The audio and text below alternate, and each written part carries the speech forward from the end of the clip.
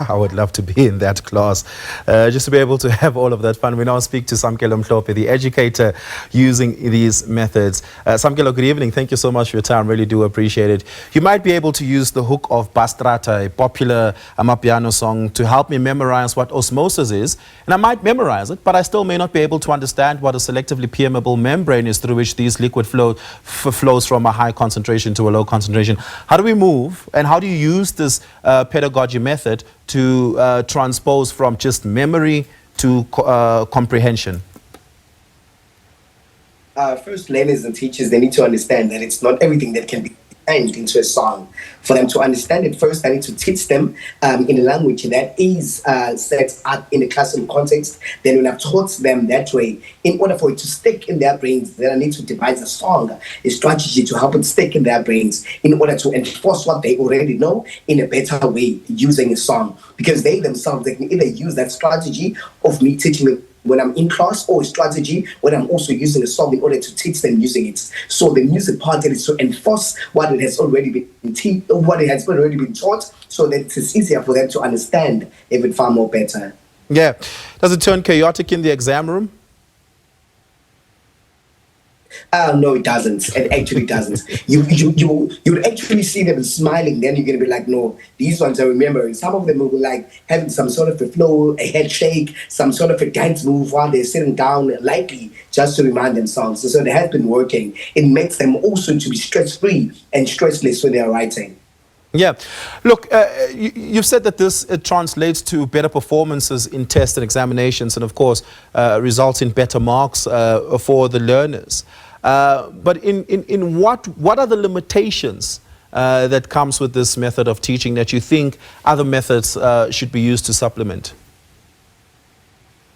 The limitations are they think that everything can be turned into a song. And most of them, they often use these songs in order to not understand, but to memorize. So they kind of see it's some of them as a shortcut, of which it is not a shortcut. It's just to enforce what they already know. We do have some methods that were taught back then that are still working every now, just like your role play, just like you give them notes, just like sticking diagrams in a classroom so that they see them each and every day. So making songs, it's not the only way, but it is a better way that is working at the moment with this generation that we have, because generations are not the same. Yeah, let's talk for a moment about what brought you to this point. What was the frustration that led you to thinking, you know what, let me sing it to them? The frustration was each and every day learners were singing in class even when you're teaching. So they were that chaotic that when you try to eliminate fun and entertainment from education, you are losing these learners. I call it edutainment. So I decided if they would sing and distract me while I'm teaching, then let me take those songs that they often use in order to distract me and use them in a class. So obviously now they're going to sing them willingly with education in it. So it's going to be easier for them to feel free to even sing them, because it will be a great strategy for me to see that they are remembering them. Hence why it becomes less strategic, thus more information and more learning. Yeah. Importantly here is that some of these concepts and some of these teachings are transferable, of course, to other subjects. How have you used this as a moment to collaborate with other teachers across the grades? I definitely have, because they always think that this can only be used in life sciences. So I've often create a strategy to also help them remember using either English and also like maths and stuff. These strategies, they work everywhere. They definitely work everywhere. Yeah. And other teachers, I would teach them how I'm doing it so that it is easier for them to also be able to do it. Yeah. More importantly, student engagement in the classroom, them asking questions, them expanding on certain concepts. Have you seen an increase in that?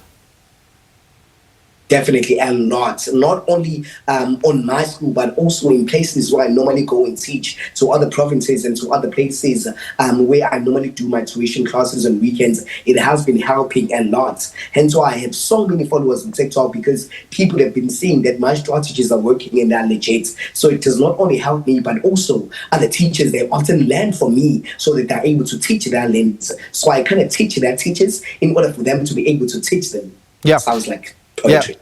Absolutely, absolutely. Samkelo, thank you so much and all the best. And thank you so much for the great work you're doing.